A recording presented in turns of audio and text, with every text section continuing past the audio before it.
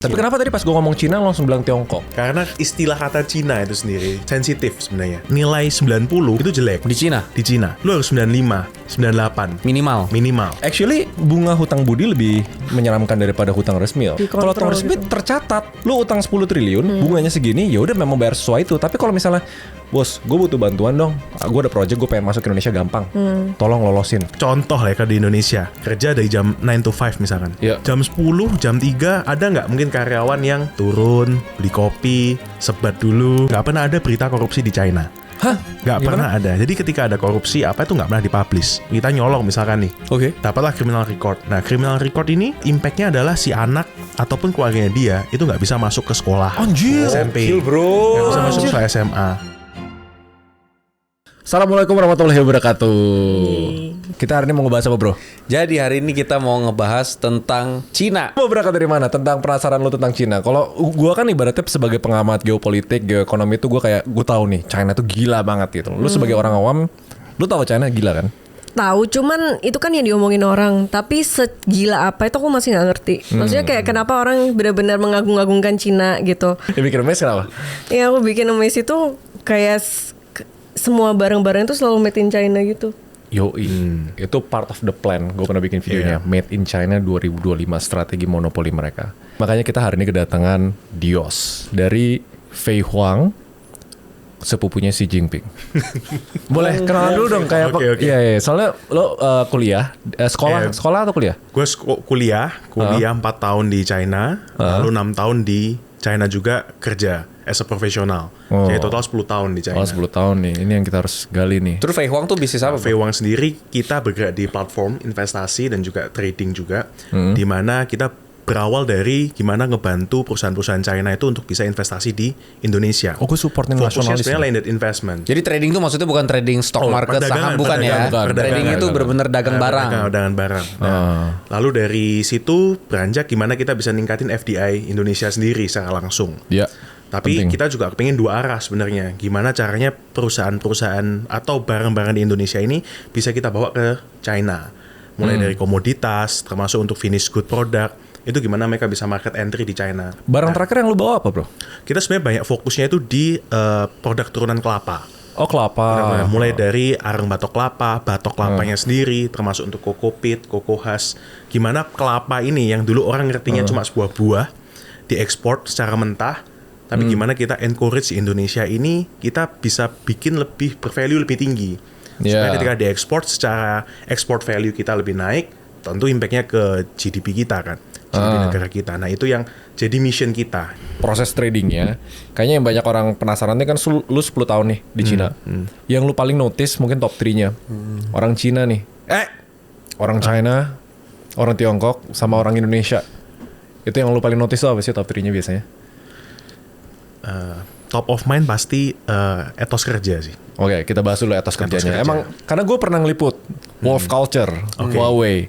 Terus gue pernah ngeliput. Terus ternyata dari video itu sama video yang ada TSMC sama satu video lagi tuh, jadi banyak yang DM yang kerja di sana. Emang literally yang gue deskripsiin. Emang sekenceng itu, segila itu, serela mati itu. Terus kan gue selama ini kan cuma ngeliput sebatas emang iya ya gitu. Tapi ya emang realnya ada liputannya gitu. Tapi gue gak tahu realnya gitu. Emang etosnya se-real apa gitu? Oke, pertama kan tadi work ethic kan ya, Work ethics. etos kerja. Yang kedua sebenarnya relate, itu education, pendidikan. Nah, gue bahas dua ini dulu mungkin ya. Boleh.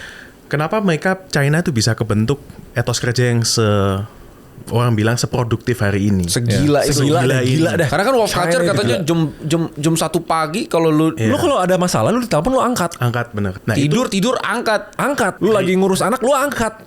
Nggak tahu ya segitunya. Iyalah ya pasti ya. itu culture yang dibentuk dari kecil. Tapi emang enggak, faktanya emang begitu gak? Faktanya begitu. Faktanya iya, pas begitu. lu kerja 6 tahun itu. Faktanya begitu. Lu pernah ditelepon jam 1 pagi gitu? Iya, mau nggak mau. Iya. Karena Gak lu yang nelpon. gue kebentuk gitu karena environment kayak gitu kan. Nah, kita memang perlu environment itu sebenarnya. Iya. Nah, environment itu terbentuk dari lingkungan paling kecil. Dari mereka itu ya brainwash-nya gue akuin memang bener-bener gila. Lo bisa kasih tau gak kayak brainwash-nya tuh kayak gimana sih? Emang dari Brainwash-nya SD, itu dari SMP? Dari SD. Dari SD, anak kelas 1 SD. Ini contoh nyata ya. Ponakan gue kan sekolah di China juga. Dari kelas 1 SD itu guru itu udah nge-brainwash 10 tahun lagi 12 tahun lagi kita semua akan masuk Peking University, Tsinghua University. Itu kan top 2 university di China kan. Itu di brainwash seperti itu agar mereka punya ability untuk bisa compete satu sama lain untuk sampai masuk ke universitas terbaik di China. Itu brainwash yang pertama. Maksudnya dari anak SD udah Dari anak SD ditargetin udah masuk ditargetin gitu. universitas.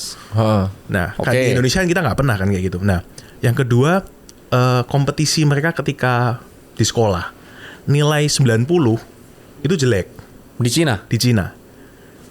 Lu harus 95, 98 minimal. Nah, habit itu, budaya itu, culture itu terbentuk terus. Ketika si anak ini mungkin tahun 80 90-an sekolah, dia kan tahun 2020 kan jadi orang tua. Gue dulu juga kayak gitu. Anak gue juga harus kayak gitu. Tapi Cina yang zaman sekarang yang modern ini jadi lembek gak ke anaknya? Karena dia ngerasa mungkin dulu gue dikerasin, gue sekarang mau ini. Oh, good point ya. Karena kan katanya anak-anak muda di China sekarang kan, gue baca di berita sih, katanya Gen Z di China udah nggak mau kerja. Ya. Nah, ada trennya. Ini ada dua point of view ya. Point of view yang pertama itu tetap ada pressure mereka ke anak untuk nilai bagus, sekolah bagus. Karena apa? Gengsi. Orang tua itu gengsi, orang tua di sana. Jadi gue punya anak nih misal, Bro Adit punya anak. Nilai anak gue 80, anaknya Bro Adit 95. Sebagai orang tua itu gengsi itu ada di China. Nah itu kebentukan. Akhirnya kita kasih pressure ke anak. Kita kelesin dia, kasih pressure. Nilai lu kok bisa gini, jelek gini. Anak kan akhirnya ke pressure. Nah hal itu yang ngebentuk work ethicnya mereka. Aku harus nilai 95. Aku nilai harus 100. Oke. Terus kubu yang lainnya? Gue jadi penasaran sih, soalnya kan itu kan Asian culture kan. Orang bilangnya Asian culture, yang orang tua tuh paksa anaknya buat belajar excel secara akademis gitu. Itu berangkatnya dari Cina ya berarti ya? Betul. Tapi di Indonesia kan sekarang trennya berubah, bro. Kita orang tua muda ya apalagi ya. Kan kepengen sekolahin anak yang nggak terlalu akademik. Pengennya yang banyak. Maksudnya ya itu secara barat, Montessori. Ya, betul. Jadi agak bertolak belakang kan dengan culture kita di Indonesia mungkin 10 tahun terakhir ini. Nah, apa yang membentuk dari habitnya mereka, environmentnya ketika dari kecil itu, tingkat fokusnya orang China itu gila, luar biasa. Coba define fokus. Okay. Define fokus. Mereka setiap mengerjakan sesuatu, itu benar-benar full dedicate untuk pekerjaan yang sedang dia lakuin. Kalau contoh lah ya di Indonesia, kerja dari jam 9 to 5 misalkan. Jam 10, jam 3 ada nggak mungkin karyawan yang turun, beli kopi, sebat dulu. Ada. Itu nggak berlaku di China. Itu nggak berlaku di China. Dulu gue di manufaktur kan. Di manufaktur. Kerja jam 8 pagi. Start jam 8. 7.50, 7.55. Mereka tuh udah pakai sarung tangan. Udah ngelap-ngelap mesin. 8 tet mesin dihidupin. Nah, apa yang bikin mereka itu culture atau karena ada sistem punishment kalau mereka nggak ngelakuin itu? Culture. Padahal nggak ada punishment juga kalau mereka nggak gitu. Nggak ada punishment. Punishment kalau melakukan kesalahan pasti ada. Cuman tapi ini culture-nya nih. Culture ini terbentuk. Nah, jam 12 istirahat. Jam 12 mesin bener-bener dimatiin. Terus ya mereka kan punya habit tidur siang kan. Cina juga punya habit tidur siang. China punya habit tidur siang. Kan ada yang bilang tidur siang tuh goblok. Tapi kan itu benar. Apa lo ketawa? Itu benar. Karena konteksnya ini mereka udah kerja jam 8 tet kerja, makanya jam 12 siang tet tidur. Nah, kalau jam 10 sebat, jam 11 ngecek sosmed, masa jam 12 lu tidur? Tidur orang Indonesia kagak tidur. Main ML. Gue tahu itu andalan lu. Suka mancing, males gue nih. Nah, terus jam 12 bener-bener tidur. 12 bener-bener makan, tidur. Jam 1 mulai kerja lagi. Bener-bener on time. Jam 5 mereka pulang. Mereka masa gak ada yang perlu lemburin, pulang. Tapi mereka ada yang harus dilemburin ya mereka tahu. Nah, kok nggak se wolf culture yang gue bayangin ya? Misalnya gue bayangin ya, misalnya 9 to 5. Itu lebih kayak 996 gitu loh. Si Alibaba punya, ya lu gak tidur, hidup lu buat kerja gitu. Itu works gak sih? 996 itu bener-bener real gak sih? Bener-bener real, ada juga. Memang ada juga. Nah, yang gue bilang kan mungkin lebih ke low, apa ya, bahasanya untuk blue collar lah. Oh, oke. Untuk blue collar. Ngerti. Kalau untuk white collar pasti memang 996 itu. Dan itu sama sebenarnya. Sebentar, blue collar itu yang mana sih? Yang bawah apa yang atas? Yang labor. Yang labor itu yang 8 ke 5. Yang fisik 5. Loh, justru yang white collar yang lebih tinggi 996. Iya. Iya, yang bahasa baratnya tuh knowledge worker ya, yang mikirnya, yang kerjanya pakai otak. Itu justru lebih di press tuh ya. Iya. Dari kerja jam 9 pagi sampai jam 9 malam, istirahat cuma 6 jam. 6 hari seminggu. 6 hari seminggu kerjanya. 6 hari seminggu. Lo kayak gitu juga berarti enggak ya? Sempat. Oh sempat. Gimana rasanya 996? Ya itu tadi ya, karena environment ya. Kita rekan kerja kita kayak gitu. Kita nggak melakukan seperti itu, kita nggak compete kan. Jadi performance kita dinilai juga dari situ. Nah, nggak tahu di Indonesia nggak ada rasa kompetisi itu. Nah, balik ke tadi nilai anak kecil itu ya. Daya juang, daya kompetisi mereka kan udah dibentuk dari kecil. Di Indonesia enggak. Yang penting nilai 60, yang penting lulus aja gue udah seneng. Ya belajar bersyukur dong. Untung masih dapat 60, bersyukur. Iya, bersyukur. Ada yang dapat 40. Hidup kan nggak cuma tentang nilai sekolah. Jangan belajar sampai stres, jangan. Iya, semua kan Allah udah atur. Lu jangan minta itu dong. 60 diatur. Kamu udah ngoyo-ngoyo tuh rezeki kan. Rezeki iya, mau gimana? Bedanya Indonesia sama China. Mungkin aku mau nanya, di pendidikan di Cina itu guru-gurunya gajinya bagus mungkin ya? Cina makanya Ya pendidikannya mereka bagus. sangat menghargai sangat menghargai guru. Pengajar tuh mereka sangat menghargai. Kalau guru kita kan gajinya di bawah harga roti. Nggak, maksudku gini, kalau waktu zaman Cina, zaman dulu lu Cina pas masih miskin mana bisa bayar guru mahal? Iya, mereka maksudnya awal mulanya dia Cina tuh, setahu aku Cina tuh negara berkembang juga. Indonesia juga berkembang kan. Kenapa akhirnya Indonesia bisa jauh lebih tertinggal daripada Cina? Maksudnya titik apa yang bisa ngubah momen Mereka itu? investasi di pendidikan tadi kan. Itu benar-benar gede-gedean dan mereka salah satu paling gede. Sebenarnya kita itu punya track yang sama dengan China. Cuman entah kenapa di tengah-tengah itu kok beda. Contohnya apa? China itu juga kirim ilmuwan-ilmuwan atau orang-orang pintar untuk kuliah di US, di Eropa. Kalau di Indonesia bahasanya apa? LPDP. Kayak gitu. Nah, yang mereka kuliahkan itu kembali ke China untuk ngebangun China. Nah, investasi mereka di situ diawali dari situ sebenarnya. Oh, maksudnya investasi pendidikan begitu. Di Indo kan juga ada ya. Tapi akhirnya nggak Tapi kan balik. ada yang nggak mau balik ke Indonesia. Ada yang nggak mau balik lagi ke Indonesia. Kok bisa gitu ya? Bukan itu kayak hukum? Ya nggak bisa juga ya. Mereka udah di sana mau diapain gitu ya?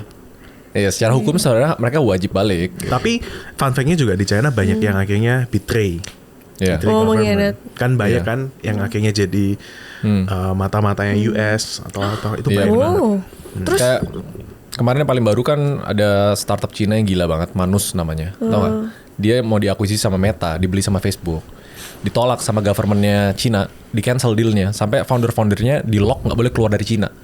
Segitunya sekarang, karena mereka mau ngeprotek orang-orang pintar di Cina. Kan itu teknologi gila banget. Itu Manus tuh gila banget. sih Manus, bro? Manus itu AI agent, basically AI agent kayak OpenClaw dan lain-lain, tapi jauh lebih canggih gitu loh. Dan Berarti dia tidak mempunyai otak engine AI sendiri nggak? setahu gue punya juga. Oh. Dan dia ditawarin mau dibeli sama Meta, Facebook. Nah pas newsnya itu keluar, langsung pemerintah Cina, nih, ini orang ini nggak boleh keluar dari negara ini sama sekali. Dah waktu itu dealnya masih ongoing. Baru belakangan ini dealnya dipotong. Jadi orang pintar mau keluar Cina aja, itu pasti disusahin sama negaranya. wow. Iya. Tapi pertanyaan Feren tuh menariknya adalah kalau sekarang Cina kan udah maju, dia bisa punya budget buat ngontrol itu kan. Temen waktu itu kan sama-sama miskin. Artinya dalam kemiskinannya Cina pun dia fokusnya investasi ke pendidikan. Betul. Dan waktu itu mungkin ya Cina bikin environmentnya yang orang-orang yang udah keluar dan pintar mau balik ke negaranya.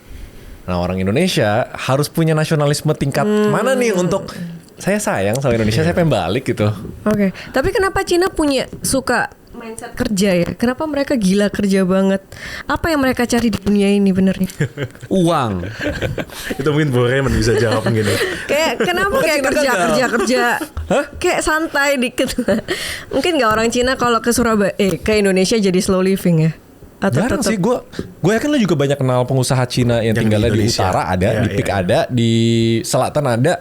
Mereka tuh justru ngeracunin gila kerjanya mereka ke orang-orang Indo. Iya sih. Kalau misalnya orang Indo nggak bisa nangkap ya mereka impor. Tapi ambil orang Cina gitu. Aku tuh pernah potong rambut di salon Cina. Yang punya tuh orang Cina.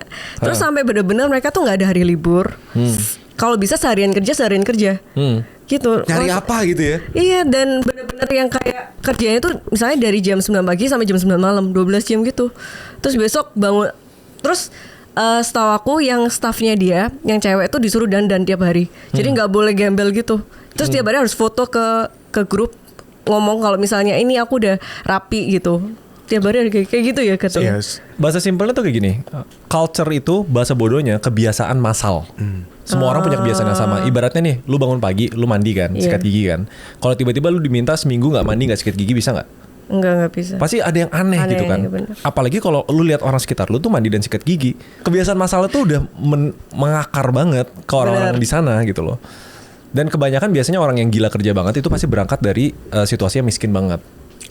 Beda di Cina kan kayak gitu. Iya. Kalau US dibilang gila kerja banget, menurut gua nggak terlalu. Gilaan Tapi Cina. kalau kata teman-teman gua pengusaha US, mereka tuh di sana bukan mencari gila kerjanya. Tapi US itu pusat, karena kan itu negara dengan ekspor IP terbesar di dunia. Mereka pusat inovasinya. Inovasi maksudnya kalau lu ke Silicon Valley, lu kemana? Lu dikelilingin sama orang-orang yang suka berpikir hal baru. Jadi itu yang sedikit beda. Jadi kompetisi US sama China sekarang, China tuh punya ethics yang gila banget. Mulai ngejar soal inovasi. US punya inovasi yang gila banget, tapi kalah etik sama China. Jadi dua-duanya lagi perang nih. Nah itu kebiasaan masal itu ya nggak bisa kebawa kemanapun, jadi udah mendarah daging. Kuliah di sana mahal gak sih? Atau malah gratis dikasih pemerintah? Nggak gratis kan? Cina nggak gratis. Kuliah tetap Jerman bayar. yang gratis kan? Kuliah tetap bayar, tapi mereka juga encourage. Nah ini juga salah satu investasinya mereka sebenarnya. Mungkin dalam 10-15 tahun terakhir mereka gila-gilaan investasi untuk ngebiayain orang luar untuk kuliah ke China for free. Biar apa? Bentar, mereka nggak subsidi ya kayak Jerman. Kayak gitu. Jerman. Ya, Kayak kayak Jerman. Made in China 2025 itu menurutku yang aku dari tahun itu kan keluar di tahun 2019 akhir. Iya. Ya. 2020 mereka launching. Berarti kan aku waktu itu mulai lulus kuliah di sana. Sampai hari ini menurutku Made in China 2025 itu berhasil. Apa sih maksudnya Made in China? Made in China 2025 itu adalah orang dulu mindset Made in China jelek, murah, kualitasnya cepat rusak, Iya. imitasi, dan lain-lain lah. Pokoknya yang buruk-buruk. Campaign-nya di 2020 itu, mereka dalam waktu 5 tahun, mereka ingin merubah mindset orang global bahwa Made in China udah nggak seperti yang dulu. Made in China itu high-tech, innovation, quality yang Kalau oke. secara itu sukses banget sih. Dan itu menurutku 2025 ini Make sense. Sukses kejadian. banget sih Bener. itu sih. Kejadian. Kita lihat misalkan, dan mereka pinter, mainnya mereka di segmen yang berbeda. Mereka nggak mau main di red ocean lah. Contohnya ya, di otomotif. Mereka nggak mau main di konvensional. Mereka mainnya di mana? Di energi terbarukan. Di EV. Iya. Nah, salah satunya contoh ya kayak NIO waktu itu. Ada satu brand China namanya NIO. Itu mereka selain memang konvensional mobil listrik yang tinggal charge, mereka juga punya inovasi. Di mana mobil itu kan mungkin selama ini orang kalau punya mobil listrik kan dilemanya selalu aduh gua harus ngecas setengah jam, Dan belum tentu sejam. kalau keluar kota dia ada Betul. alatnya gitu kan. Nah, mereka merubah mindsetnya adalah dengan baterai itu baterai as a service. Jadi mereka diferensiasikan antara mobilnya sama servis baterainya. Oke. Baterai ini mereka buat jadi konsep swap. Jadi bisa diganti dimanapun. Di setiap kilometer ada station baterai untuk NIO. Nah, Jadi mobil listrik mobil listrik dia tapi untuk daripada energinya- ngecas dia ke toko langsung ganti swipe baterai gitu. Betul. Kayak main mobil mainan gitu ya. Betul. Itu jadi salah satu menurut gue inovasi. Nah, itu yang dilakukan China. Nah, Made in China 2025 kejadian di situ. Salah satunya di sektor otomotif, EV. Dan dia nggak mau main di red ocean, main di niche marketnya. Market baru semua, pinter ya. Gila. Tapi bener kan, lo Keren pas banget. kecil Made in China bareng sampah mindsetnya ya kan? Iya, terus kadang Murah suka gitu-gituan. kesel misalnya ke luar negeri gitu ya. Bukan ke China, tapi tulisannya Made in China itu bikin kesel, Kesel ya? sih. Iya, Lumayan tahu. kesel Dulu sih. gue lumayan kesel sih lihat Made in China. Iya, Tapi kayak sekarang bener-bener Made in ngeremehin China- gitu. Iya sekarang iPhone aja made in China. Iya, maksudnya Sekarang mungkin dari ujung rambut sampai ujung kaki majority Made in China semua. itu kok bisa sih ya? Maksudnya dia China tiap tahun bikin pabrik kah atau apa? Kenapa semuanya bisa China punya gitu loh? Dari semua peralatan, semua perlengkapan rumah tangga, dari segala industri tuh bener-bener Made in China semua. Nah itu kok bisa? Sebenarnya kalau diceritain bisa 4 jam, 5 jam mungkin Oke. ya. Cuman singkatnya adalah mereka kembali ke hilirisasi itu. Berarti di Cina sekarang bisnis-bisnis yang paling growing di sana apa? Yang paling atau semuanya? Secara industri maksudnya ya. Iya. Secara market industri China itu udah saturated.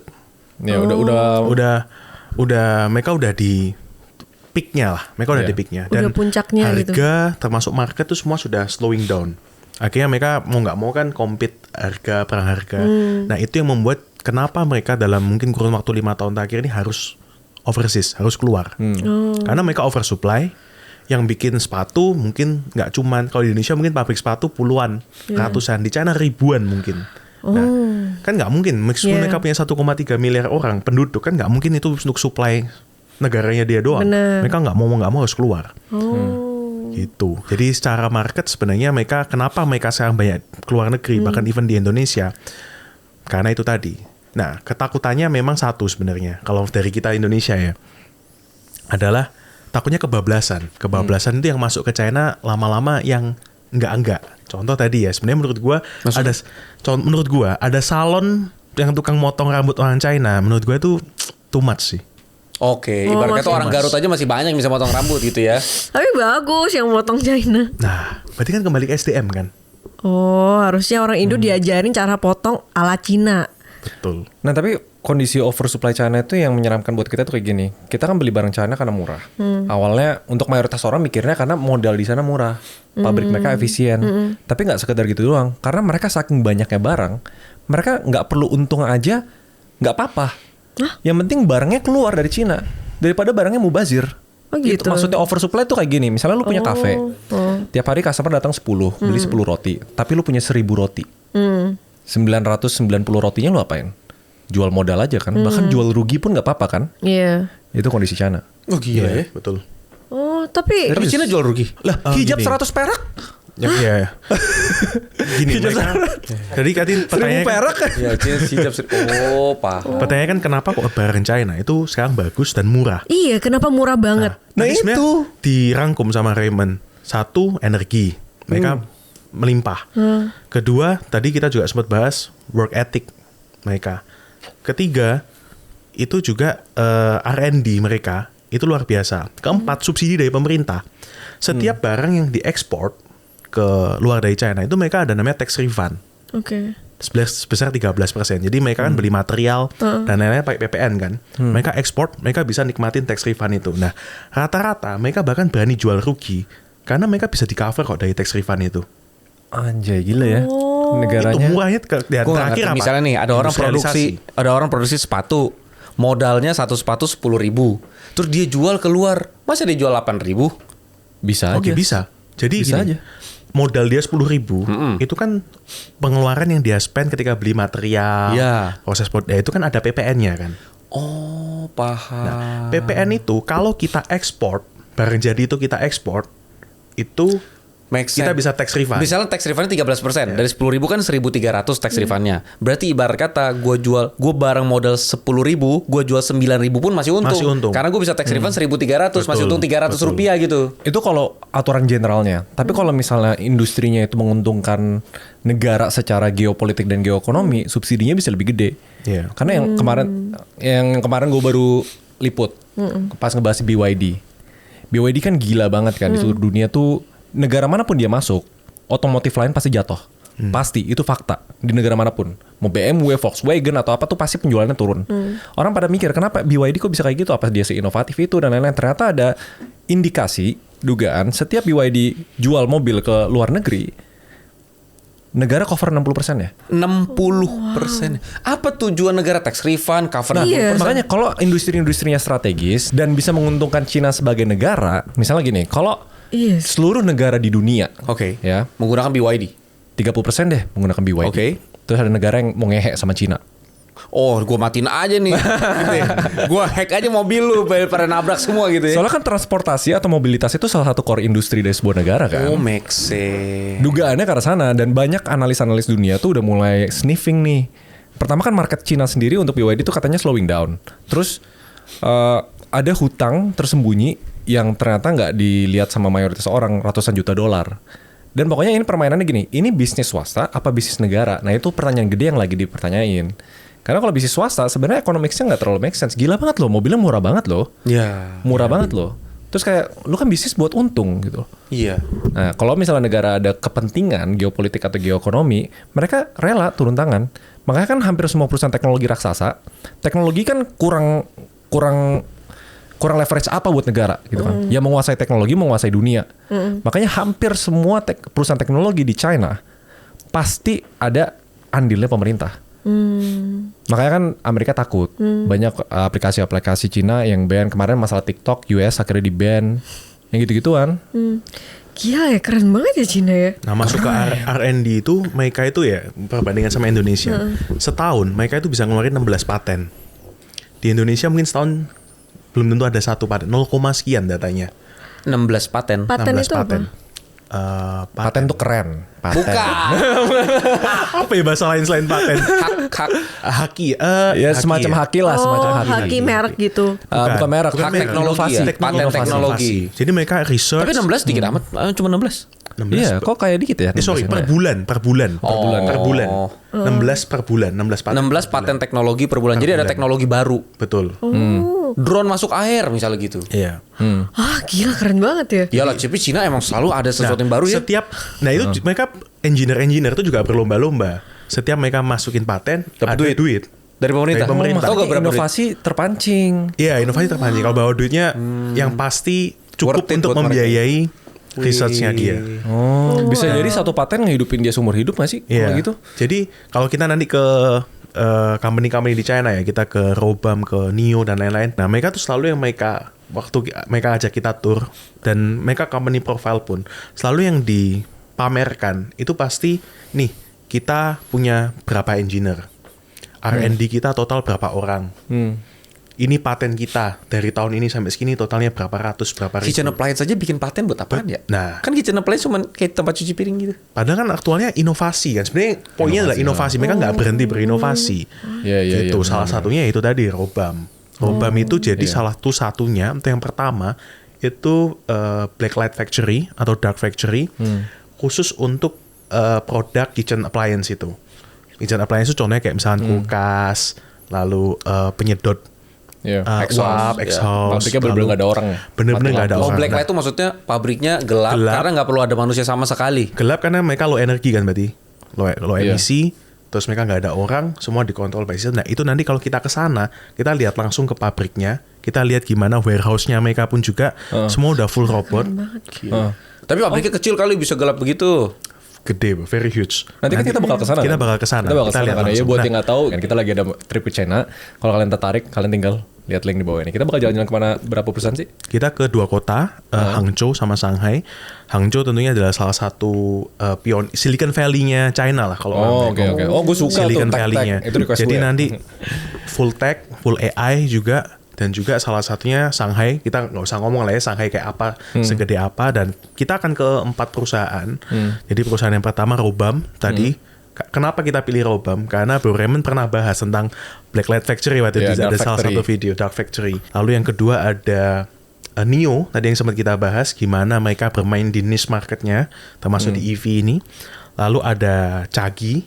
Chagi. Oh ya, NT. Chagi Itu tea gue itu. pernah liput juga lagi. Iya. Sama yang keempat ini company skincare, namanya Proya. Nah ini jadi salah satu penjualan mereka setahun itu 10 miliar RMB. Tapi ini perusahaan kosmetik terbesar di China. Terbesar di China. Bahkan secara penjualan mereka masuk di top 5 dunia lah. Nah itu mereka juga sudah mulai masuk ke Seneng nih, Indonesia. Taran. Oke, soalnya banyak brand-brand di Indonesia kayak misalnya Skintific, Glad to Glow, something ya katanya. Produksinya tuh dari China katanya, skincare di Indo. Even makeup pun juga dari China semua. Berarti yang ibaratnya industri di China itu gila banget ya kecantikannya. Ya jadi beauty industry di China ini kan sekarang juga growth-nya kenceng banget lah.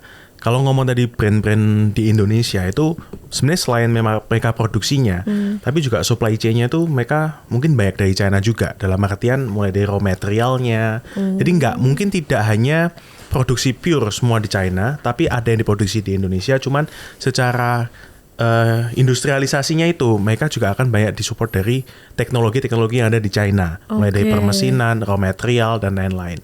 Nah Proya ini jadi salah satu company yang jadi tolak ukur di China khususnya. Nah mereka di Indonesia sendiri eksistensinya mereka memang baru dimulai, tetapi di China sendiri mereka sudah top 1, top 1 sales penjualan di China yang value-nya itu lebih dari 10 miliar RMB. Mungkin berapa nanti kita dikali aja ya. Cuman secara value itu mereka udah jadi nomor 1 di China. Oh wow, berarti Proya ini industri pabrik kosmetik atau Jadi pabrik? mereka pabrik kosmetik, skincare, mereka juga punya brand sendiri dan mereka juga produksi brand-brand global. Mungkin beberapa brand yang mungkin kita tahu juga di Indonesia dan di dunia yang diproduksi di tempat mereka. Karena mereka juga bisa white labeling, OEM, ODM dan lain-lain. Wow, aku pernah tahu yang dari Proya ini kalau nggak salah ada brand dari Europe pun produksinya dari Proya juga. Betul. Jadi mereka secara ingredients itu mereka juga keep beberapa ingredients brand global juga. Itu 23 triliun rupiah per tahun. 23 triliun Rupiah per tahun. Proya. Sales revenue-nya. Iya. Soalnya brand-brand global, brand-brand skincare dan kosmetik global kayak misalnya dari Europe dan lain-lain itu kan mahal banget ya. Ternyata produksinya dari China juga.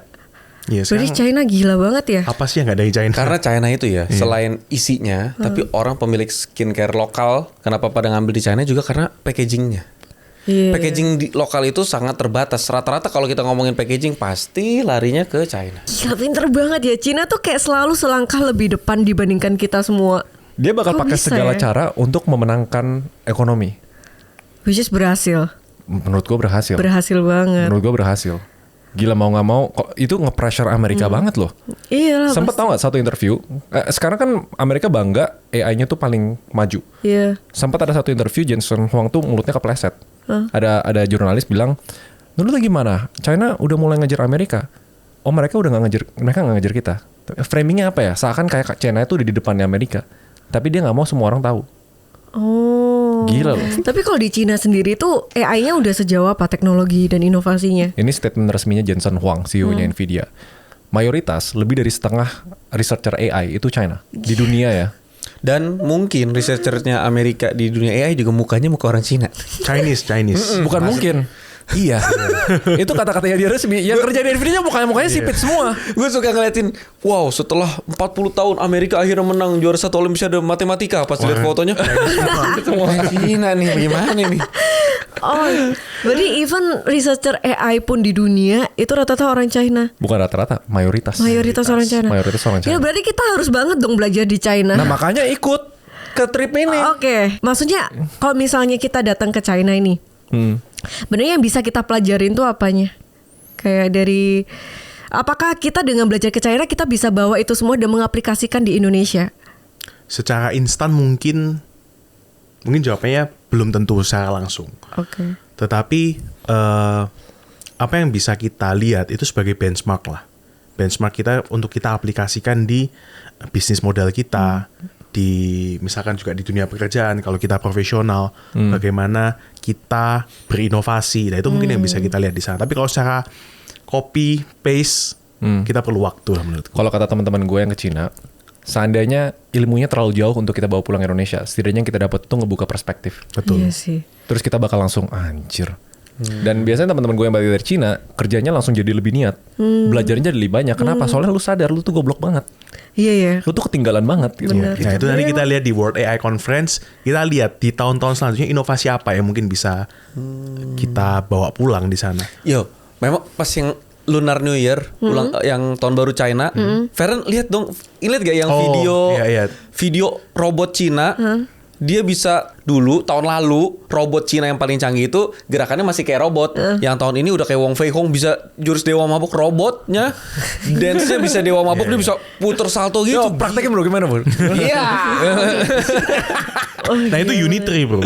Unitree. Itu bro, itu viral banget itu Unitree. yang pas kemarin tuh. Itu Unitree dan yang kita juga Indonesia juga beli yang harganya miliaran itu. Oh yang robot anjingnya ya? Ya yang robot anjing. Oh sama orangnya juga. Mungkin kita langsung bahas tentang culture shock yang mungkin terjadi kalau misalnya kita kerja sama orang Cina.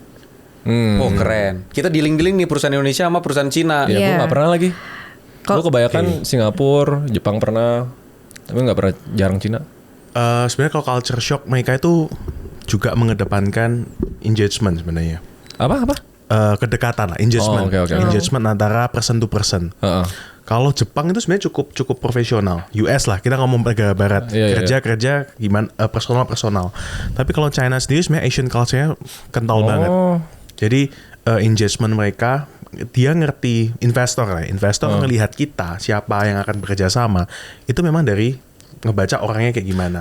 Gue pernah dengar katanya kalau investor mau kerja sama perusahaan Indonesia yang dia lihat tuh istrinya orang itu dulu. Gimana? Istrinya Iya. dulu? Maksudnya dilihat lu bisa Ini maksudnya ini ngomongan nggak ada data ya. Cuman selalu mau bilang kalau pas meeting yang dia lihat itu istrinya dulu. Kalau istrinya itu terawat, rapi, profesional lah gitu. Itu dia ya makanya gue mau mengklarifikasi kita tanya. Enggak sih, enggak begitu. Langsung gitu. Oke. Cuman memang saya engagement itu memang dibentuk dari pertemuan-pertemuan yang memang secara unofficial. Itu yang harus dibangun di sana. Kalau kita ngomong sama investor ataupun sama klien, customer, nah itu mungkin yang jadi salah satu. Kalau kita kan di Indonesia juga masih kedekatan personal ngaruh banget gitu. Kalau biar lu tahu, kalau Barat dan beberapa negara lain tuh mereka peduli setan sama kedekatan personal. Profesional. Iya, yang penting dealnya oke, dealnya lebih cuan ini udah dipilih itu gitu. China ternyata ada faktor itunya ya. Jadi mereka sangat rentan nepotisme dong kalau gitu. Iya. Kalau orang Pasti dalamnya dong ya. banyak. Good question. Iya dong ya. Wah mungkin tanya di China mungkin ramenya kan orang korupsi, nepotisme kan dihukum mati lah, apalah. Tapi kalau di aktualnya memang sebenarnya hal itu ya cukup common. Maksudnya korupsi juga banyak di Cina. Mungkin ada ya, tapi mungkin dengan cara yang sedikit lebih cantik. Kayak suap-suapan. Masih ada sih ya. Masih ada. Oke. Masih ada. Cuman memang secara konsep mereka lebih cantik lah. Nggak ngerti cantiknya gimana? SDM-nya lebih pinter lah, nggak kayak terang-terangan. Alirannya. Maksudnya nggak ketahuan gitu. Nggak ketahuan. Nah itu yang tadi aku bilang plus minusnya kita kalau ini karena kita kalau kita maksudnya korup tapi bodoh. Jadi ketahuan. Kalau di Cina korupnya pinter yang nggak ketahuan gitu ya. Tapi maju-maju aja negaranya. Iya. Karena memang mereka tegas. Karena begitu ketahuan itu gini lah. Ini nggak ngomong korupsi doang ya. Ngomong untuk segala tindakan kriminal di China. Kenapa mereka juga orang takut untuk berbuat jahat di sana? Impactnya itu sampai ke turunan kedua dan ketiga. Maksudnya gimana? Beneran. Orang ya. Mungkin kalau nanti yang pernah ke China. Barang kita ketinggalan di China di tempat umum lah. Atau sepeda kita taruh lah parkir. Nggak mungkin ada yang nyentuh dan ngambil atau nyolong. Karena kalau misalnya ada yang ngambil diapain? CCTV kan di mana-mana. Data kita semua, KTP, Face ID semua udah ada. Begitu kita nyolong misalkan nih. Kan kita pasti tahu kan kamera di mana-mana. Dapatlah criminal record. Dapatlah criminal record. Nah, criminal record ini impact-nya adalah si anak ataupun keluarganya dia itu nggak bisa masuk ke sekolah. Anjir. SMP. Nggak bisa masuk ke SMA. Ide bagus buat Indonesia. Itu sistem lagi kan, kembali ke sistemnya dia tuh. Tadi. Iya, ide bagus tuh buat Jadi Indo. efek jerahnya itu luar biasa, nggak cuma untuk dirinya dia, nggak cuma memiskinkan, tapi benar-benar dihabisin, benar-benar dihabisin. Nah tapi itu mungkin yang bikin orang kayak takut atau lebih berhati-hati lah. Tapi cuma sampai turunan ketiga ya. Kebetulan turunan 3 aja udah sakit banget loh. Turunan keempat.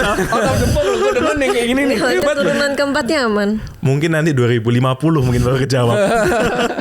Tapi turunan 3 aja udah sakit banget lo, bayangin Iya sih, cucu lu tapi nih. gila banget sih. Lu suatu hari, "Pah, kenapa aku nggak bisa sekolah? Sorry ya, papa dulu nyolong di kereta." Wah anjir, gila itu sakit banget sih. Sakit banget sih. Nyolongnya, value yang diambil sama impactnya itu nggak pernah seimbang. Tapi di sana masih kental budaya korupsi. Cuman korupsinya korupsi cantik gitu ya. Korupsi nggak ketahuan. Spesifiknya gue nggak ngerti ya. Tapi kalau lu baca berita selama 10 tahun ada gak berita korupsi? Iya. Nggak pernah ada berita korupsi di China. Hah? Nggak pernah ada. Jadi ketika ada korupsi apa itu nggak pernah dipublish. Oh itu pun tidak pernah dipublish? Tidak pernah dipublish. Oh, ya make sense lah untuk negara yang dan minus lu. Oh, tapi benernya ada, cuma memang mereka. Kalau kita baca misalnya menteri ini atau pejabat ini ditangkap korupsi, itu kan kita pasti bacanya di koran internasional. Oh maksudnya kalaupun ada menteri Cina ditangkap, kita bacanya di koran Amerika, di Cina pun nggak ada keluar berita. Atau mentok-mentok di koran Hong Kong lah, South China Morning Kenapa Post. kayak gitu? Karena kan China kan emang otoriter banget. Iya. Dikontrol semuanya, narasinya dikontrol. Berita, media itu semua dikontrol. Lu ke China nanti nggak bisa buka aplikasi-aplikasi lu loh. YouTube gitu-gituan. Tapi kenapa nggak dibuat jera aja supaya semua orang tahu kalau misalnya menteri ini korupsi di Cina gitu? Itu brand bukan, image nation-nya mungkin Iya, jelek. brand iya, image-nya. bukan konsumsi publik lah. Itu bukan konsumsi publik. Cuma tiba-tiba biasanya orang tahu menerka-nerka adalah tiba-tiba reshuffle terus hilang.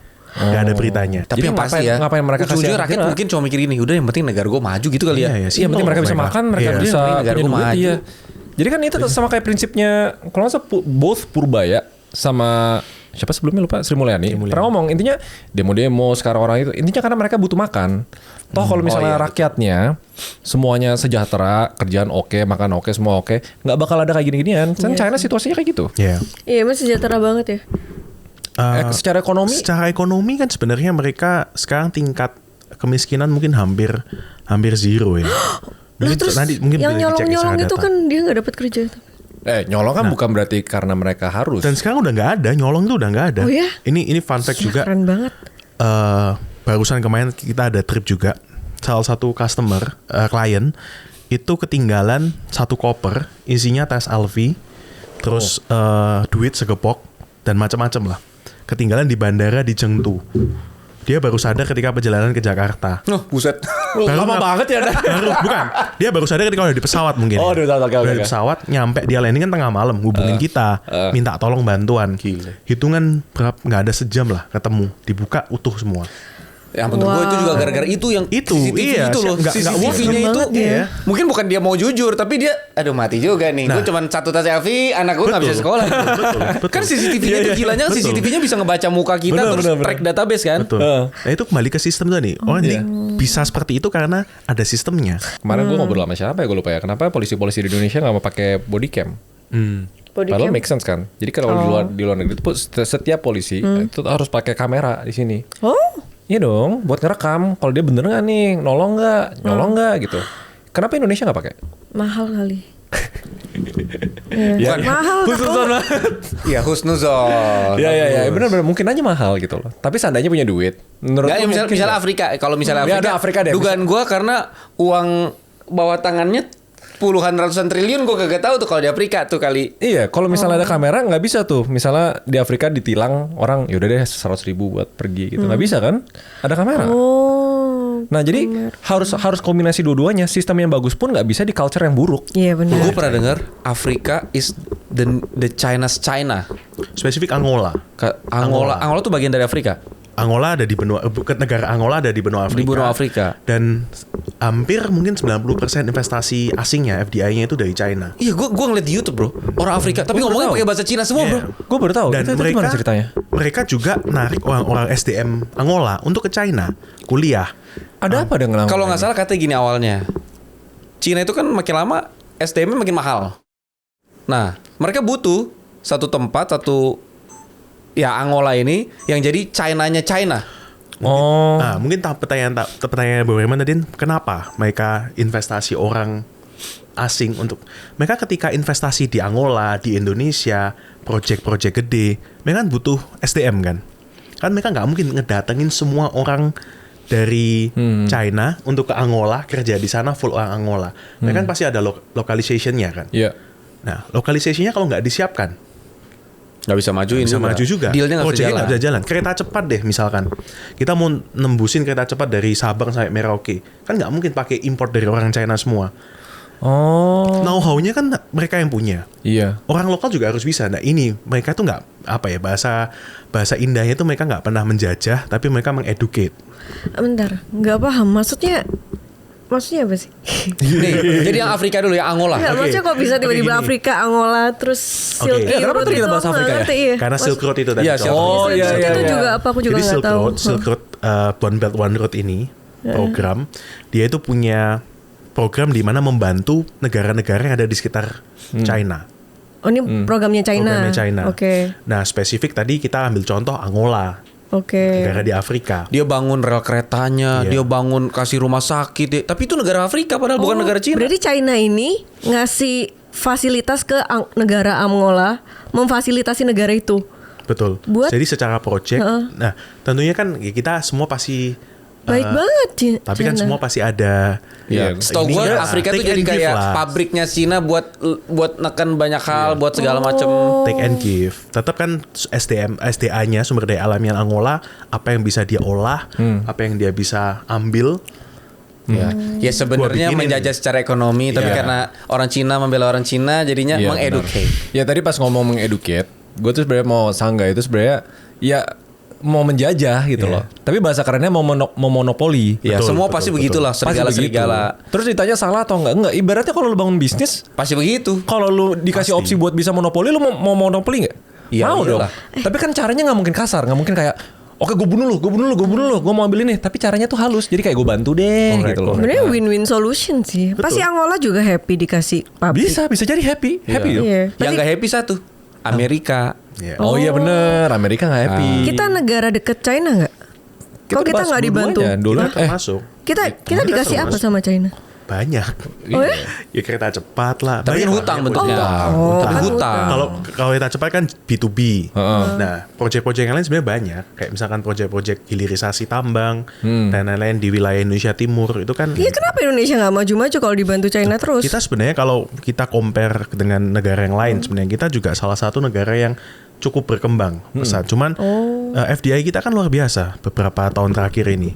Dan ya di balik itu juga China jadi salah satu sumbangsi terbesar lah. Dan ya tinggal kitanya aja pinter-pinter ngolah gimana. Tapi ada fun fact utang, Feren. Nah. Ada fun fact utang. Apa?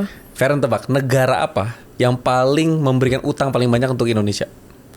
Bukan China, bukan Amerika.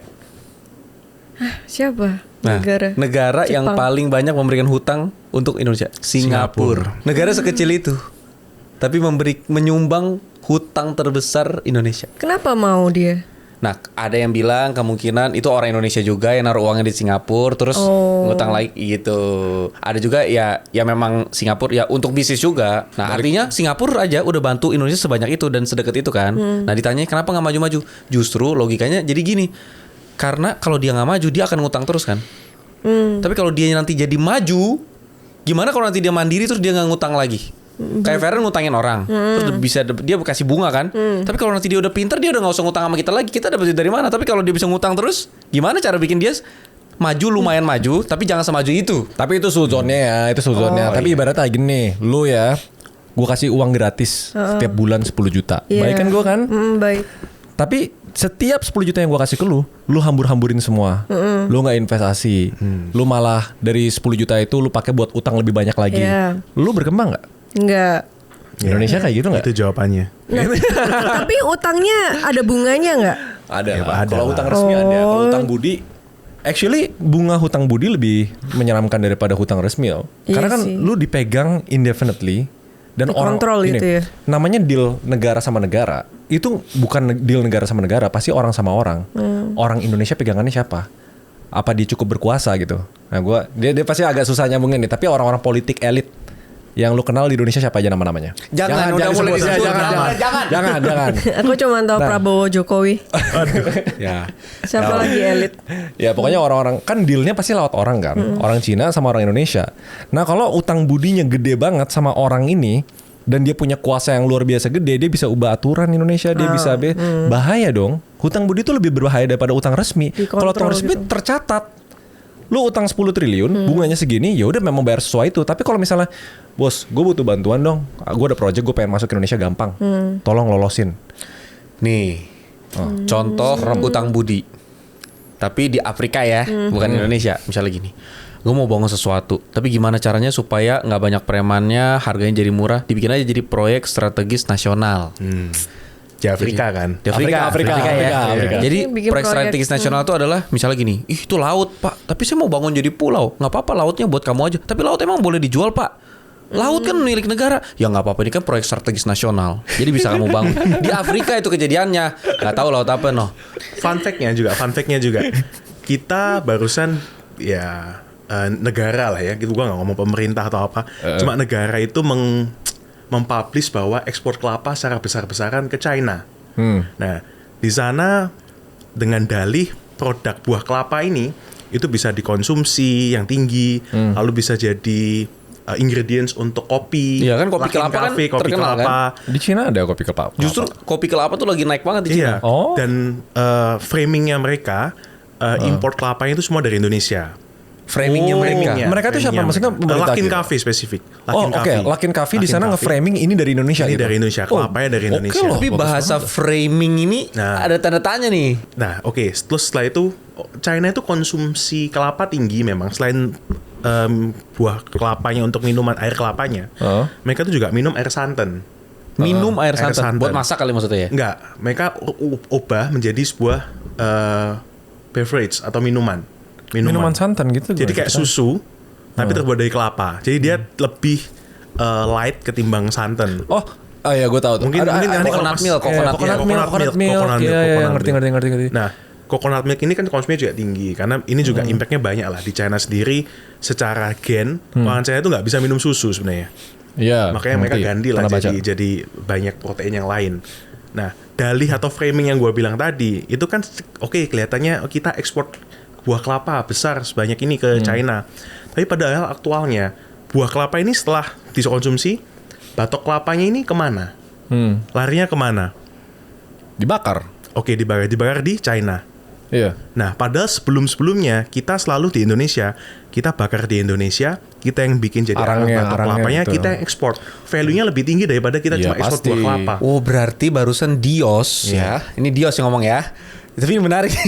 Dios ini bilang bahwa ternyata dengan kita ekspor buah kelapa secara buah besar-besaran ke China, itu justru itu malah bikin Indonesia jadi kalah karena harusnya jangan diekspor buahnya, diproses dulu jadi arangnya karena itu lebih mahal daripada buahnya. Berarti Dios bilang Prabowo salah nih. Waduh. Tapi ini kritik yang saya tapi menarik. Jangan-jangan mungkin karena buah kelapanya masih banyak. Maksud gue sebenarnya Pak Prabowo sendiri itu punya program hilirisasi industri kelapa kan. Cuma gue nggak ngerti aktualnya gimana. Tapi yang harusnya kan kita kalau perlu bikin coconut milknya di Indonesia. Emang harus kita ekspor. Kalau bisa semua komoditas di sini ditambahin value chain-nya, ditambahin nilai tambah, baru ekspor itu yang ideal gitu. Tapi kan kita ngalamin satu fase namanya Dutch disease. Dutch disease itu terjadi di semua negara yang sumber daya alamnya gede banget. Jadi saking butuh duit cepatnya, tergiur sama duit cepat, udah apapun yang dari sumber daya alam, diekspor aja dijual semua mentah-mentah. Ibarat lu punya lemonade stand nih. Lu udah punya bisnis lemonade stand tapi tiba-tiba demand lemonnya naik. Lu kill bisnis lemonade-nya, lu jual lemon mentahnya aja. Dan itu keterusan bertahun-tahun sampai sekarang, makanya industrinya tuh nggak kebangun. Mindset kita atau nama Dutch disease karena mereka cuma ngambil komoditas doang itu ke bawah sampai sekarang. Eksportir mikirnya yang penting duit cepet. Bulan depan gue punya duit, mereka nggak mau investasi gede-gedean untuk naikin value chain. Nah itu yang terjadi di Indonesia. Makanya narasi hilirisasi itu tuh hasil dari kita ngalamin Dutch disease berapa puluh tahun yang lalu. Which is berarti hilirisasi sebenarnya benar Sebenarnya kalau dieksekusi dengan baik. Nah tapi bro, sederhananya nih. Oke lo misalnya contoh tadi hubungan China dengan Indonesia, salah satunya kelapa. Karena setahu gue juga karena kita di garis khatulistiwa, kita adalah negara yang sangat mungkin untuk tumbuh kelapa dan garis pantainya panjang kan. Betul. Nah tapi sederhananya, emang kalau kita bikin coconut milk di sini orang Cina mau beli? Sangat mau sih, walaupun sudah jadi coconut milk. Contohnya sebenarnya produk finished good Indonesia yang masuk ke China itu daya konsum khususnya makanan ya itu cukup banyak. Maksudnya secara sertifikasi apa gitu-gitu apa memang mereka nggak standar kualitasnya berarti ya? As long as kita comply dengan BPOM, halal dan lain-lain yang di Indonesia. Yang bro selama ini jalanin? Salah satunya itu juga part of service-nya kita. Jadi kita gimana bantu klien kita di Indonesia masuk entry market ke China itu mulai dari semacam BPOM-nya, lalu ada namanya GACC certificate, itu nanti kita bisa bantu uruskan semua. Makanya lu coba close the gap tuh di sana gitu. Betul. Ketika kita berkunjung ke sana bareng sama business owner juga mungkin yang di beauty industry, gimana mereka growth, gimana secara branding mereka juga dibentuk, secara narasinya, storytellingnya itu mungkin yang bisa kita pelajari juga di sana. Padahal di China itu kayak jago marketing, jago branding, jago produksi, jago semuanya. Contoh tadi kan sebenarnya Cagi itu. Tadi kan kita kembali ke gimana mereka mengcombine antara culture sama modernisasi kan. Di China sendiri anak muda sebenarnya sudah mulai meninggalkan budaya ngeteh. Iya, teh itu rada old school banget. Dan iya, bener. Ada beberapa tahun terakhir anak muda megang satu gelas americano itu keren. Jadi lifestyle, minum kopi. Padahal mereka sebenarnya juga nggak demen-demen banget minum kopi. Tapi secara lifestyle, megang satu gelas americano itu keren. Nah itu yang mau dirubah oleh Cagi. Gimana budaya ngeteh, budaya minum teh itu bisa kok dimodernisasi. Karena kan kita bicara milk tea kan sebenarnya juga beberapa tahun yang lalu juga sudah ada. Tapi akhirnya tergantikan oleh budaya ngopi. Ya lu tau nggak kenapa di sana pegang americano tuh keren? Kenapa? Karena itu Cina banget. Amerika no. Oh, wow bro, boleh lah. Yang ini oke lah. Oke lah. Oke. Tapi selain kita mau ke empat itu, kita sekalian ke Expo ya? Nah betul, jadi di trip kali ini yang bikin beda. Karena memang tadi kan kita Shanghai Hangzhou ini jadi kiblatnya teknologi sama AI. Kita juga akan berkunjung ke World AI Conference Expo. World AI Conference Expo. Oh ini dunia? Dunia. Oh. Jadi ini juga jadi salah satu kiblat AI dunia. Iyalah. Yang diselenggarakan di Shanghai di bulan Juli Nah, itu juga akan jadi salah satu kunjungan kita ke sana. Jadi you name it, kayak misalkan ada namanya Six Little Dragon. Jadi mungkin kalau pernah tahu ada namanya itu Six Little Dragon yang semuanya itu berawal dari kota Hangzhou. Apa itu? Six Little Dragon itu adalah julukan untuk 6 naga kecil dari Hangzhou. Kalah dong, kita aja 9. Iya, kita 9. Cuma 6 Kecil lagi, tapi sekecil apa nih? Jangan gede kecil. 6 ini mulai dari DeepSeek. Oh, Kecil banget. bilangnya Little Dragon, sama Dragon kita mah. Manicore, Brainco, lalu Unitree, sama gila. Deep Robotic, sama satunya apa ya? Pokoknya ini 6. Wah, 6 itu ini mah yang di bukan dunia little. robot dan juga AI. Itu berawal dari nanti- Shanghai. Hangzhou. Oh, Hangzhou. Makanya kenapa mereka disebut Silicon Valley-nya China. Nah, brand-brand atau produk-produk yang tadi gue sebutin itu semua nanti akan ada di World AI Conference itu. Kita akan lihat juga dengan brand-brand lain, produk-produk lain yang akan jadi inovasi tolak ukur AI di tahun-tahun berikutnya. Dan itu setiap tahun sekali doang di bulan Juli itu. Itu yang nyelenggarain Cina. Yang nyalain China. China. Oh, yang global bakal datang nggak? Kayak OpenAI, Anthropic gitu, nggak tahu ya? Infonya berkaca ke penyelenggaraan tahun sebelumnya, ada beberapa brand global juga yang join di Iya. sana. Soalnya ya Amerika ini lagi, pokoknya satu hal yang pasti nggak boleh nggak underestimate AI scene-nya China sih. China tuh gila banget. Yang paling gilanya tuh gini, memang sekarang inovasi paling gilanya kan di Amerika. Tapi China tuh menang efisiensi.